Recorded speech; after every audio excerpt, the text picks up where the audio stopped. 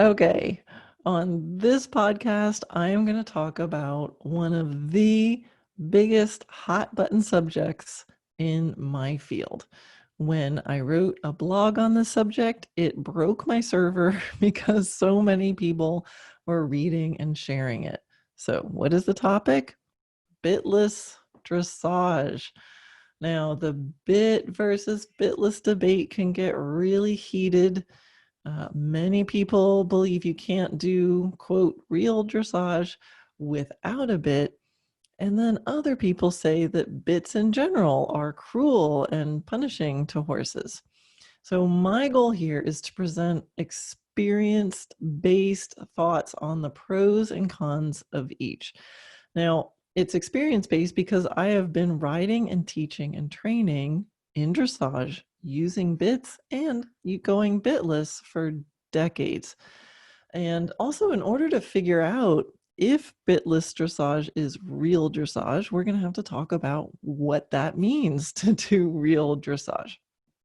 So, this is an information packed episode. You might want to grab a notebook and a cup of coffee or a cup of tea. And if you're listening and you're one of those people who might be on the edges of the spectrum and you have really strong dogmatic beliefs in one camp or the other, well, you might want to grab a nice glass of wine or a cocktail and settle in.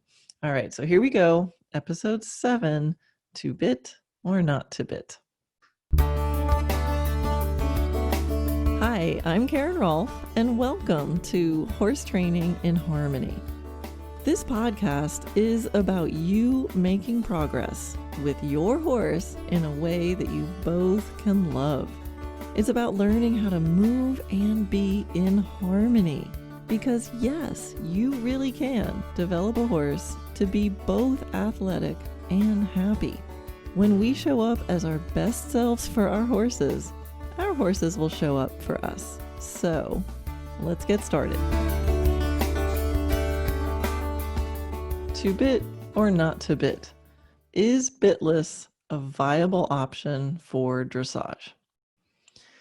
People often fit into one of the two categories. People who are against using bits at all, and then those who believe you can't get real results and you maybe can't even be safe unless you use a bit. And, I think it's shown that, yeah, horses can go bitless. The interesting thing is when you start talking about dressage, because dressage, as we'll talk about, seems to be so much dependent on the contact. So, this article is this podcast is gonna shed some light on the pros and the cons and the uses of some of these tools that we have, right? So we just want to take a good factual look at the tools that we're using and the cause and effect of them. And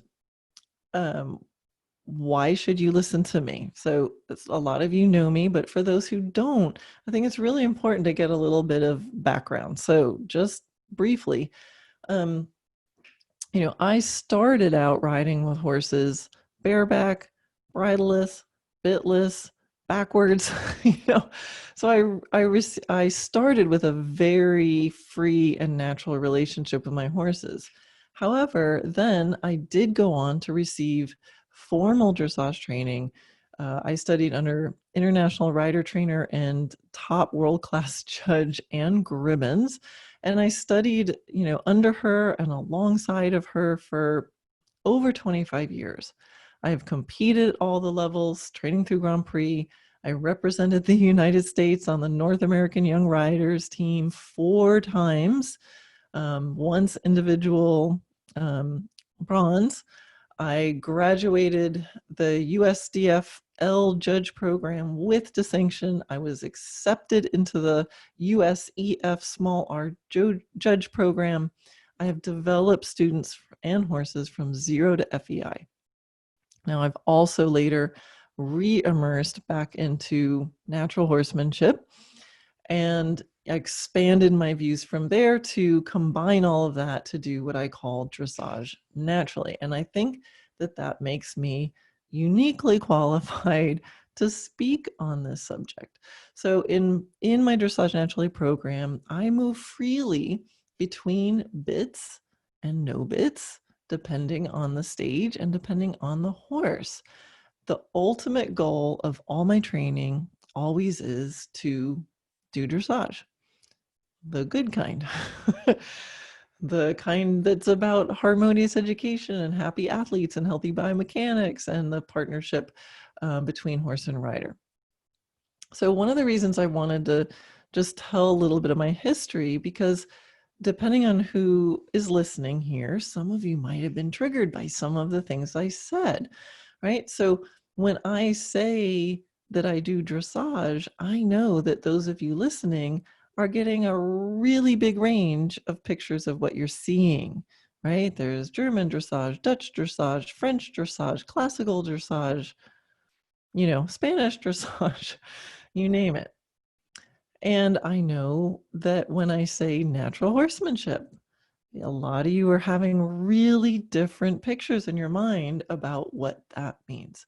So when I say that I do dressage, just to kind of find a simple baseline, let's just say I'm putting a priority on creating happy horses with healthy movement. So I don't sack horses out. I don't chase them around round pens. I don't flop around with bad biomechanics. Those are all the things people think of when they hear natural horsemanship sometimes. And I don't use side reins and draw reins. I don't do Rohlf, because that's what sometimes people picture when I say dressage. So I want to also establish right from the beginning that neither bitless or riding with a bit is inherently more gentle or harsh than the other. It's totally dependent on the heart and the hands that are at the other end of the reins. It is possible to be cruel and unfair bitless in a halter. And it's possible to have the most magical, respectful, gentle connection with a horse through the reins, even if you have a double bridle in. So let's look at the tools of dressage first. So as far as disciplines go, I think actually dressage has some of the most gentle horse-friendly rules regarding bits that are allowed. Compare that to the jumping ring. And I really respect that about dressage. Now, not every rider uses the equipment well, but at least the rules are written in a way that sounds nice. And I think some of the basic intentions regarding the bit and contact really need to be refreshed in our mind. So I'm going to attempt to give my vision of what contact is and my humble opinion about what real dressage is. I think it's critical to do that in order to make a good decision about whether bitless is a viable option. Now, whenever I talk about so actually going back to the tools of dressage, so the main bits allowed in dressage are in the simple snaffle version of things, right? So dressage does not allow twisted wires or, pointy things and nose bands. Dressage bits are very gentle on the spectrum of types of bits. So just think simple snaffle. If you're picturing a dressage bit, think simple snaffle. Smooth, no sharp parts. And we'll start there. And we have to talk about what are we all picturing when I talk about bitless. So when I talk about bitless, I want you to imagine something that looks kind of halter-like, simple nose piece with a rein attached to each side. So there's all kinds of bitless bridles. Some have a lot of leverage. You can have a bitless bridle that has spikes in the nose piece and chains and leverage and shanks. And so don't picture that. So we have to start kind of at a, agreement about what we're talking about here. So think simple snaffle and think side pull. I hate the word side pull because I don't like pulling, but just think like halter with reins attached on the side, some version of that. I have my own design. You can find it in my web shop, and it really just looks like a very nice, pretty leather halter with reins on the side. Okay. I also want to establish, as you probably have figured out, that I do believe that, yes, I don't even have to believe it. I know it. Yes, you can do dressage bitless. It's totally possible to do completely correct dressage up through Grand Prix without a bit. Some horses do it better without a bit, and some will do it easier with a bit, with or without, depending on their particular comfort level and needs. Okay, so I think I should start with is the arguments that I hear from both sides. So I want to look at the common arguments for and against bits. Now, we talked about what kind of equipment you should be picturing when I say bit or when I say bitless, but we also have to come to an agreement that when we picture this tool being used, whichever tool it is, I want you to picture it being used by a competent horseman. Right. So I never like to judge a technique based on how it's done by someone without skills. So let's imagine it being done with a skilled rider. And if we picture it being done with a skilled rider, then we can really isolate what the actual equipment is doing.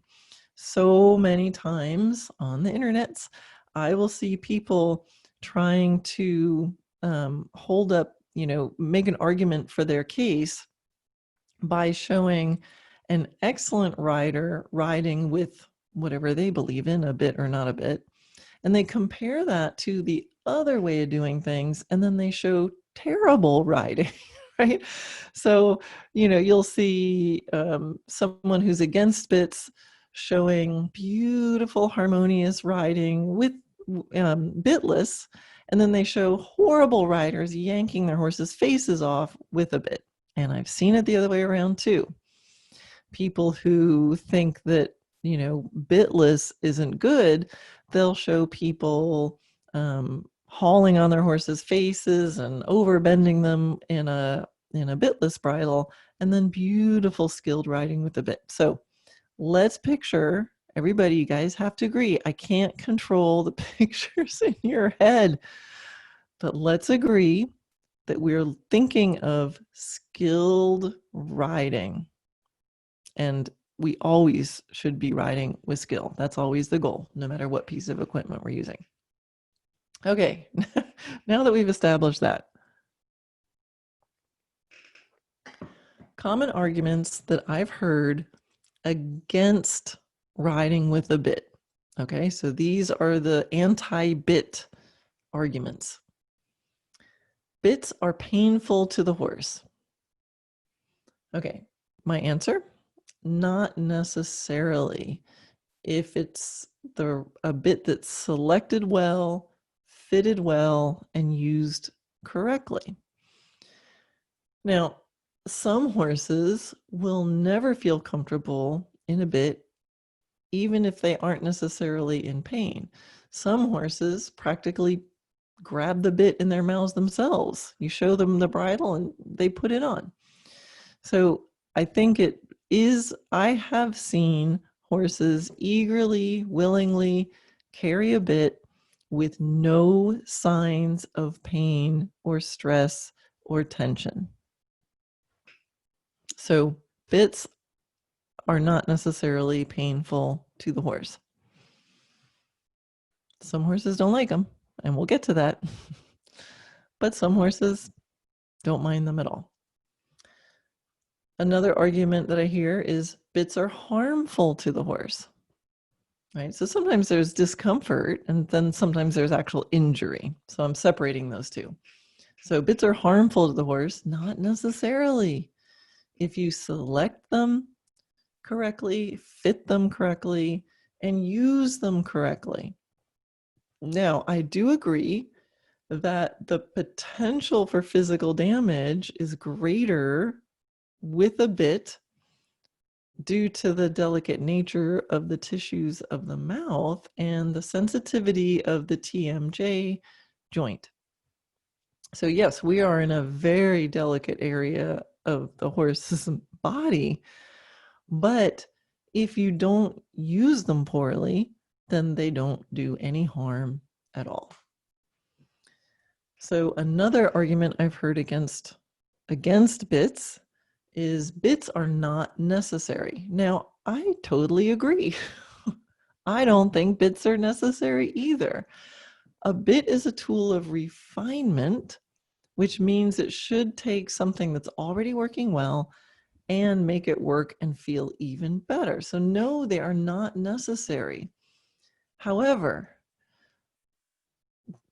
for some horses especially, the bit offers a level of refinement, sophistication, delicateness, and lightness that's just too amazing to miss. And there's been plenty of horses that I have that go well bitless.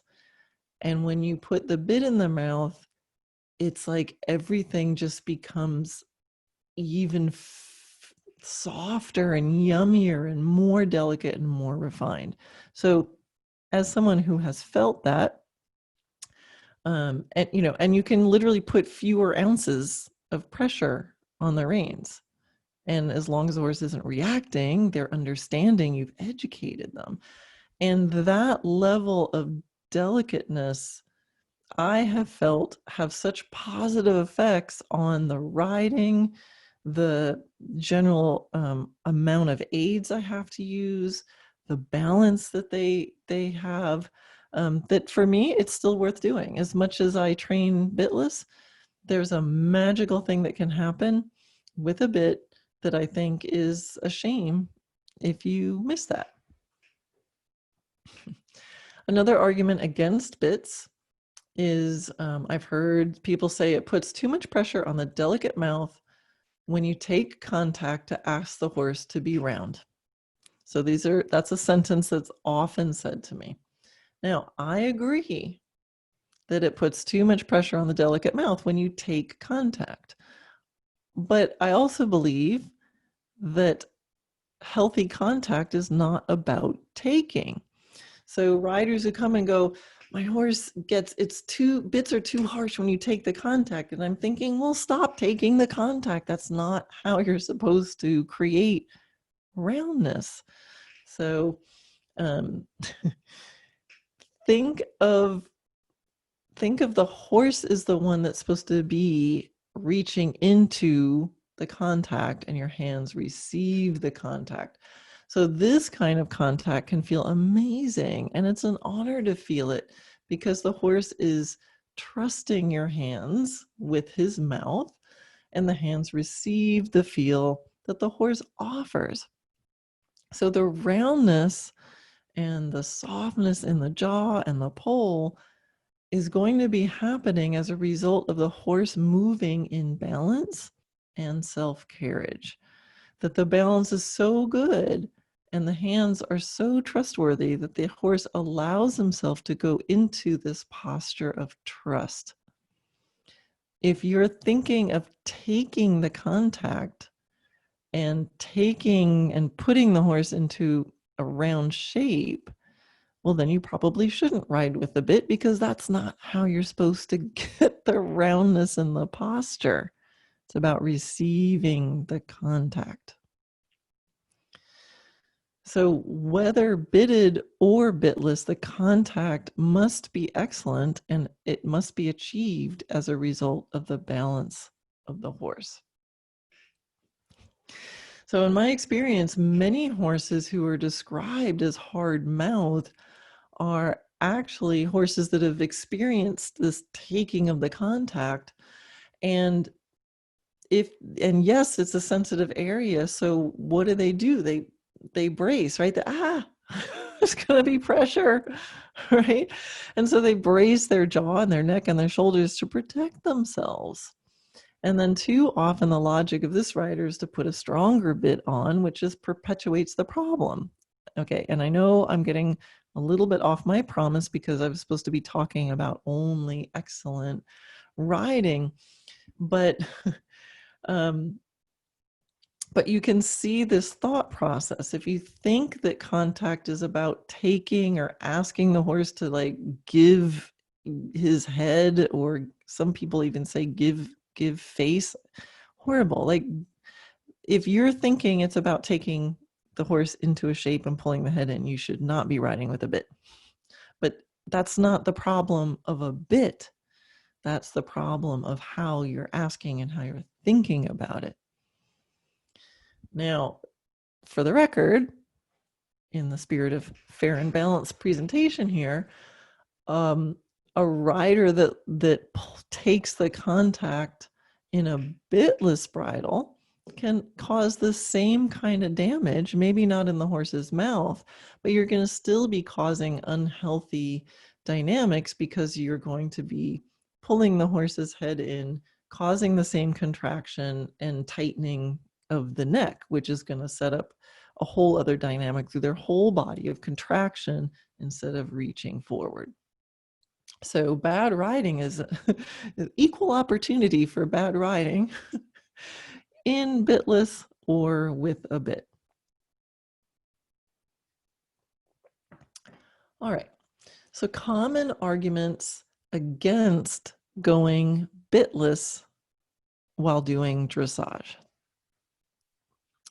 The most, well, they're all pretty common, but I put this one first.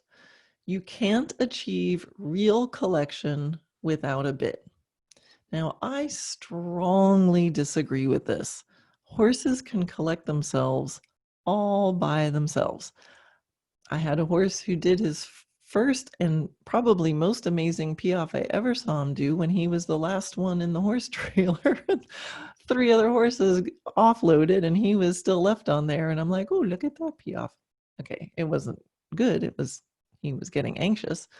But still, he didn't need me in there giving him any aids at all. And he certainly didn't need a bit in his mouth. Dressage is all about enhancing movement that is natural to them. So if you want to think about what is collection, you can look in the FEI rule book, and Article 417 of the FEI rule book describes collection, and it does not even mention a bit or contact. Now, earlier in Article 401, it states that all horses need to be, quote, on the bit, and I'm going to talk about that in a moment. But I think it's really clear that collection is primarily about the body and the balance of the horse. Now, it is fair to say that competitive dressage has decided that contact with the bit is something they want to be able to judge, but it's not fair to say that contact with the bit is required in order to meet the description of what collection is. Now, I know this is a big subject, so hang in here. I'm gonna come back to that even in more detail. But in case you don't have the rule book, now you can Google the rule book, but I'll tell you what Article 417 says about collection. It says the aim of collection of the horse is A, to further develop and improve the balance and equilibrium of the horse, which has been more or less displaced by the additional weight of the athlete. B, and by athlete they mean rider in this case. B, to develop and increase the horse's ability to lower and engage his hindquarters for the benefit of lightness and mobility of his forehand. And C, to add to the, quote, ease and carriage of the horse and to make it more pleasurable to ride. Now, I hate that they use the word it to describe the horse. Anyway, side note. All right, so that doesn't say anything about contact. All right, Another common objection to doing dressage bitless is, this is one of the top ones. Dressage is all about contact with the horse's mouth. I strongly disagree. Dressage is about biomechanics and communication. The quality of the biomechanics and communication will show up in the reins, and it's certainly part of the circuit of energy, but the reins of the contact is not the main part of dressage. Issues of the body will show up in the contact, and issues caused by bad contact can inhibit what's trying to happen in the body, but that does not make dressage all about the contact. The object of dressage is the development of the horse into a happy athlete through harmonious education, resulting in a horse that's calm, loose, supple, and flexible, but also confident, attentive, and keen, thus achieving perfect understanding with his rider. That's Article 401, description of the object of dressage. Don't say anything about the contact in there. All right, another common objection to doing dressage bitless. You can't judge dressage unless there's a bit in the mouth, because it's the most important part of dressage. Without a bit, it's not real dressage. So as I kind of said before, unfortunately, it may indeed be true based on today's rules for judging, but we can still debate whether today's rules are the determination of what makes real dressage. Now, keep in mind that the Dutch spent 3 years testing bitless in competitions and ended up deciding that there was no reason not to allow it. So actually, as of April 1st, 2014, they allow bitless in the lower levels, and you can Google that too. So I just really have a hard time believing that the bit is the most important part of dressage. I agree that contact and connection through the reins is an important piece of the horse-rider connection. Just for me, that horse-rider connection, including through the reins, does not have to be attached to the mouth. So I think it'd be interesting to look at now, what are the rules for judging? If they're saying you can't judge dressage unless there's a bit in the mouth, let's look at the rules for judging. The USEF, U.S. Equestrian Federation rules for judging state that the following should be kept in mind when arriving at the scores. And this is based on Article 401 that I just recited to you, that's in the FEI rulebook, the International Equestrian Federation rulebook. So the first part of what the rulebook says a judge should keep in mind was that object of dressage that I just recited to you, the development of the horse into the happy athlete through harmonious education, as a result making the horse calm, loose, supple, and flexible, also confident, attentive, and keen, thus achieving perfect understanding with the rider.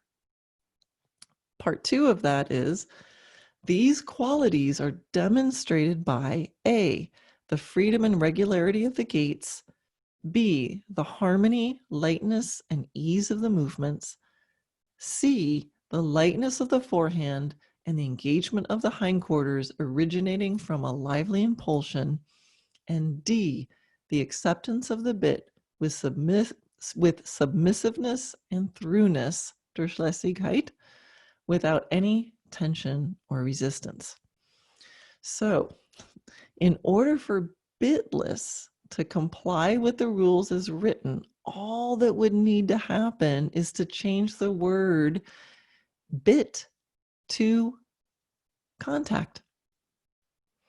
So the acceptance of the bit is just one part of what's looked for. It doesn't even get a whole sentence. And the acceptance of the bit is intimately wrapped up with throughness and submissiveness and lack of tension or resistance. So with or without a bit, lack of throughness, tension, or resistance will be very apparent. I have a hard time believing that a judge, a trained dressage judge, would not be able to see how good the performance of the horse was if he was unable to see whether or not there was a bit in the horse's mouth. So in the blog, and if you go to the show notes, if you go to my podcast page on my website and find this episode and click on the show notes for this episode, I'll have a link to my blog. And in the blog, I have a whole bunch of pictures of me riding horses, and I've blocked out so that you can't see what's actually on the horse's head. So when you look, you can just see me riding and all my beautiful imperfection, but you can't tell if it's bitless, with a bit, bridleless. You just can't tell. So it gives you a way to look. And so can you still critique the biomechanics and the posture and the movement even without seeing what's in the horse's mouth? And my guess is yes, you can. All right. So now this brings me to my biggest question to dressage. And it's this: if contact with the bit is so important in order to judge, quote, real dressage, then why are nose bands allowed? If you really want to judge the quality of the contact because it's so important, take the nose bands off. You're going to learn a whole lot more about what's going on in the contact. Okay, that was a big one. All right, so another common argument about why bitless is not a viable option is that you can't talk to the horse directly to soften his jaw without a bit. Now, that's true. You can't. So, but even though it is the one conversation you cannot directly have without a bit, you can still, even bitless, influence the jaw indirectly by eliminating the reasons for the tension in the jaw that comes from their minds, their bodies, their balance, the rider's hands. Now, another thing to keep in mind is that much of the tension that's showing up in horses' jaws are actually created by uncomfortable or the poor use of bits. So when I look at dressage riders doing what they might call, I'm going to use air quotes, I use air quotes a lot, jaw suppling techniques, what I usually see is not actually anything that would supple the jaw. And in fact, the kind of techniques I see, which usually are some degree of squeezing one rein and then squeezing the other rein, that if there wasn't a noseband on the horse, would probably be causing the horse to gape his jaw. We're just not seeing that because there's no noseband on. So there is actually a very specific technique that is designed specifically to relax the horse's jaw. But this is a very different technique, and I almost never see this in, here comes some air quotes, normal dressage. So the technique that can actually soften a horse's jaw is when you lift one hand up and forward in line with the line of the horse's mouth. So it lifts up in the corners of the horse's mouth, not backwards against the jaw, right? So if the horse's mouth is here, then you would lift the bit up this way, not be taking it back that way. And I know for those of you listening, I just did a hand gesture that you can't see. But just imagine where, find the line of your horse's mouth and imagine lifting up in that line. So if you're riding, you actually have to bring your hand up and forward. And that actually, by lifting up through the corners of the mouth, will cause the horse to softly open his mouth by acting on the corners, and in that will begin to lick and chew and move their jaw. If you're taking and squeezing, or worst case scenario, seesawing, I've seen that called a jaw suppling technique. If you're doing anything like that, you're actually putting pressure against the jaw. Now, the horse has a couple options: to either gape his mouth open, right, by the pressure, or defend himself by clenching his jaw more. So that jaw softening technique, now that's something that Philip Carl teaches really well. That's where I learned it from. And there's a very specific scenario where that technique is the perfect technique. And that's when there's tension in the horse's jaw, and the source of the tension is the jaw. Just like some people will clench their jaws. They're not wearing bits, but sometimes if you're tense, you'll clench your jaw, and then that technique really helps to eliminate it. But if I'm riding a horse without a bit, sometimes there can be tension in the jaw, and that is the source of the tension. So I'm riding a horse without a bit, he's tense, he's clenching his jaw, I can't talk to it, everything else feels good. Then I might put a bit in so that I can use that lifting hand, jaw softening, relaxing technique. But that's, in my experience, that's a very small percentage of the horses.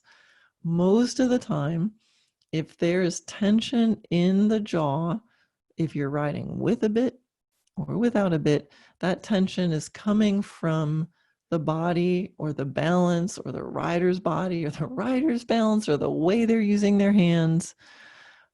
And if you're riding with a bit, most of the time, tension in the jaw is coming from the bit itself. So I don't think that argument of you can't soften your horse's jaw without a bit is actually viable in most of the cases that I see going on in dressage. Okay, another argument against bitless.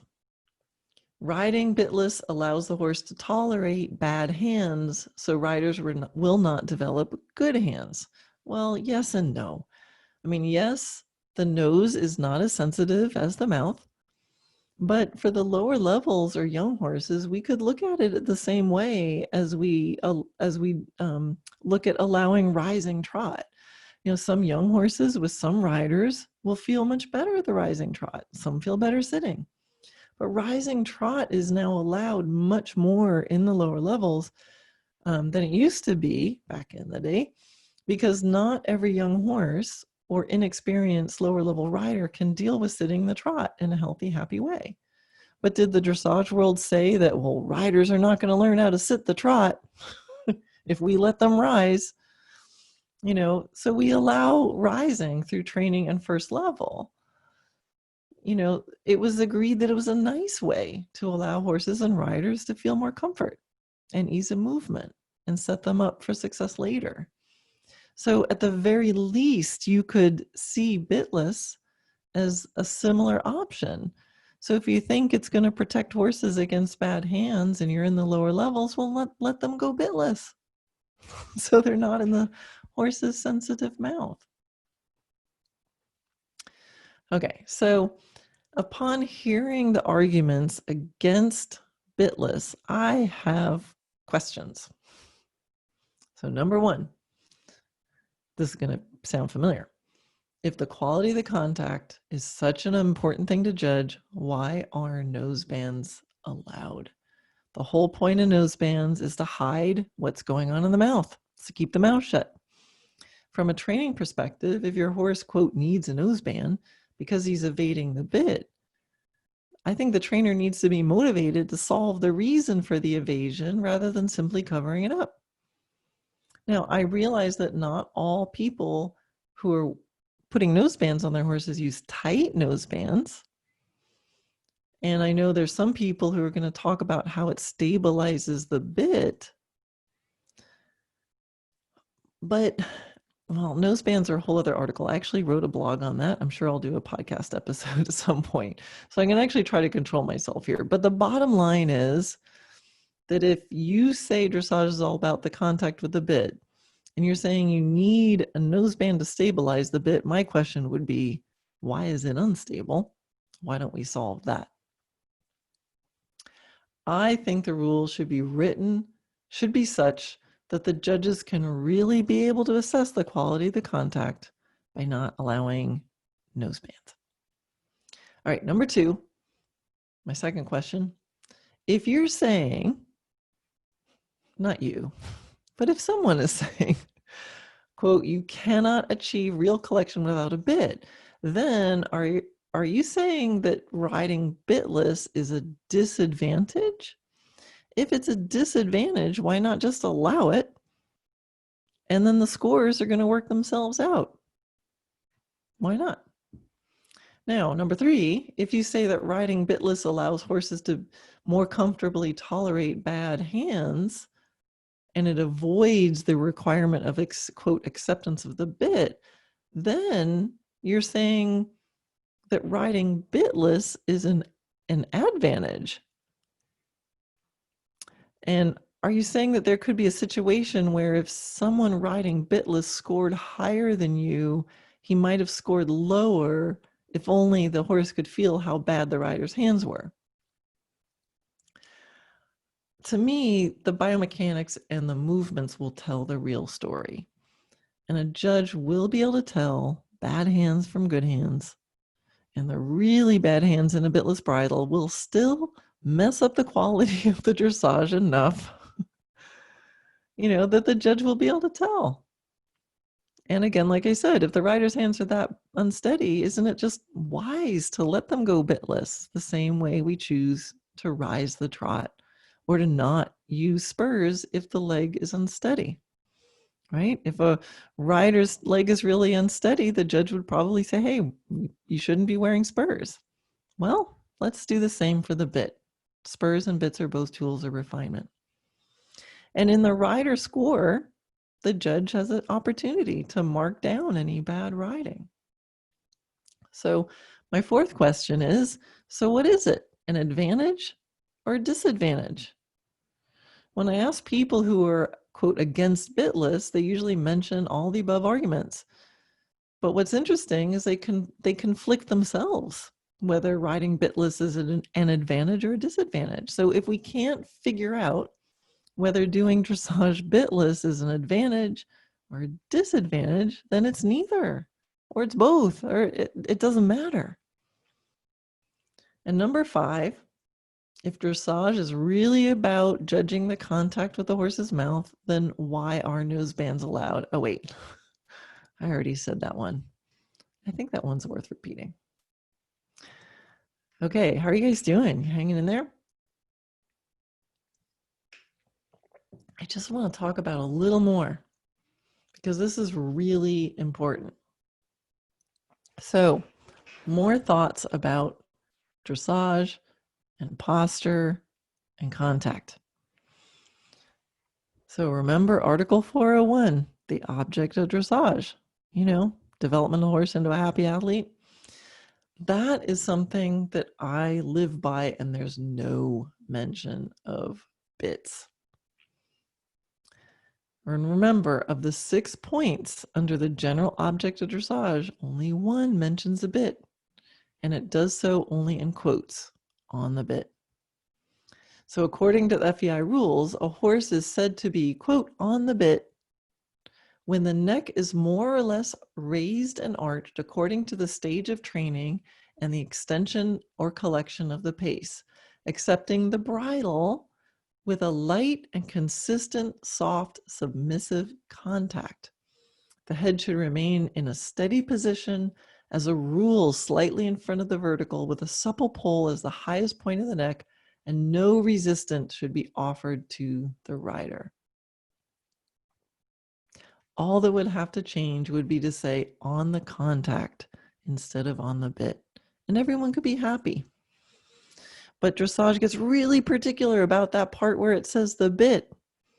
And I gotta say, when I go look at normal dressage, that whole, as a rule, the head should be slightly in front of the vertical. They're pretty lax with that rule. Just saying.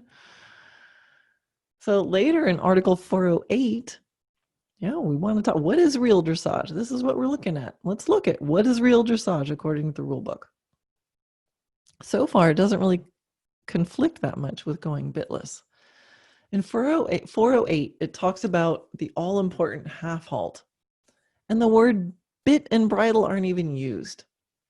It's clearly concerned with biomechanics. There's only one mention of rider's hands. So here's what it says. The half halt is an almost simultaneous coordinated action of the seat, the legs, and the hands of the athlete with the object of increasing the attention and balance of the horse before the execution of the movements or transitions to lower and higher paces. By shifting slightly more weight onto the horse's hindquarters, the engagement of the hind legs and the balance of the haunches are improved for the benefit of the lightness of the forehand and the horse's balance as a whole. I can do that bitless. There's no conflict there. Now, a lot of times people talk about submissiveness, right? We talked about the bit and the submissiveness. People love that word. There's a whole podcast episode about that word. But in Article 416 of the FEI rule book about submission, there's 6 bullet points. Only one of them mentions acceptance of the bit. But the section finishes with this reminder about what submission is. And it says this: the first thought when considering submission is willingness, that the horse understands what's being asked of it and is confident enough in the rider to react, they say athlete, confident enough in the athlete to react to the aids without fear or tension. Now, surely that can be achieved even without a bit. I mean, I know it can. So yes, I suppose that the way the rules are written, you would not be able to judge, quote, acceptance of the bit without a bit. But imagine if the word bit could be changed to contact. I have every confidence that a judge would be able to tell the difference between a horse and rider pair that has a dynamic of excellent submission according to the definition in Article 416, and then they could judge excellent and not excellent connection with the reins, whether or not a bit is attached, with one that doesn't have this. I think I have more confidence in the judges than the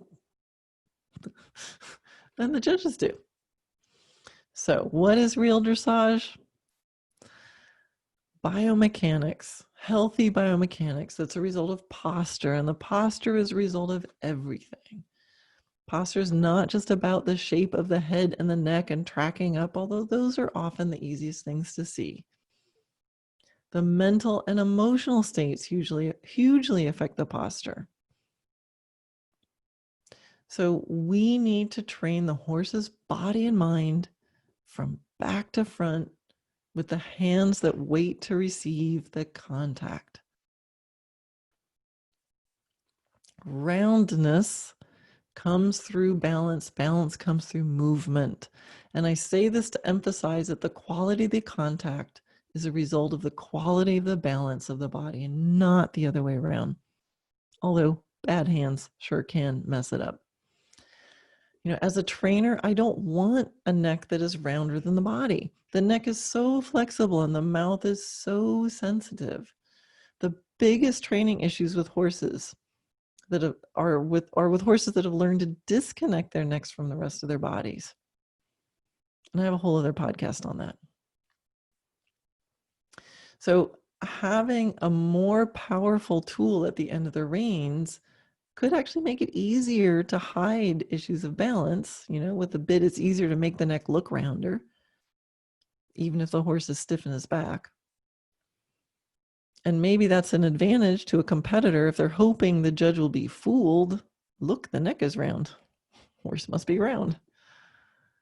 But I think hoping for an incompetent judge doesn't sound like an advantageous situation for the sport in general.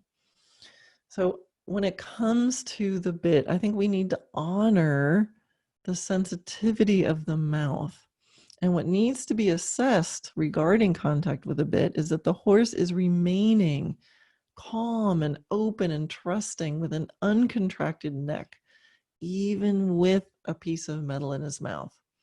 And if we think of it this way, you can establish all of these things without a bit. And then you put the bit in and test. Are they still open? Are they still relaxed? Gently licking the bit, mouthing, not having to be held with their mouth tight with a noseband. It values the refinement involved in attaining this amazing connection and not just default going to the bit, no matter what kind of hands you have. It reminds us that in dressage, bits are not meant for control, but for sophisticated communication. Now, maybe this is what dressage doesn't want to give up. They don't want to give up that sophisticated communication that's necessary in communicating with a bit and that refined art of connection.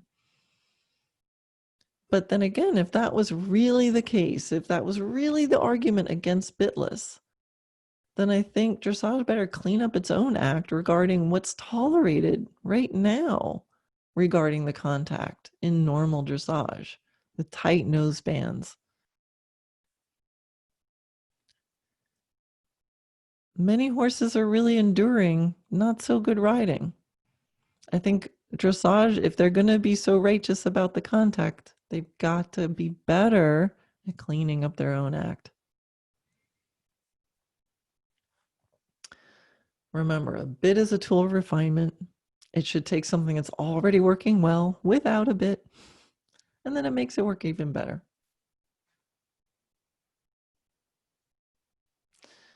So, I think that's enough for now. So what I'd like to do is wrap it up here. And I'm going to promise you the next episode, I'm going to go on. And what I'd like to do in the next episode is give you some stories of actual horses that I have trained, all of them starting bitless and then moving into with a bit. And I have some really different individuals, some that loved bits, any kind of bit, some were really particular, and some that just simply did not like bits. And none of those horses' training had to stop because of it. So again, I'll go to wherever you're listening to this. If you go to my website, dressagenaturally.net/podcast, and find this episode, you can click on show notes. I'll link to my blog. You can see a whole bunch of pictures in there of me riding all different kinds of horses and all different kinds of equipment, bits or bitless, and all of my material that I teach, whether it's in my book, my video classroom, my online step-by-step programs. Bitless and bitted is totally welcome. And this is one of the things that I help riders navigate through, is what tool is going to be the best one for you and your horse at different stages, depending on what the horse prefers. In the end, it's really the horse that should get to decide. All right. Thank you so much for listening and hanging in there. I know this is a huge subject, and I hope this brings some clarity.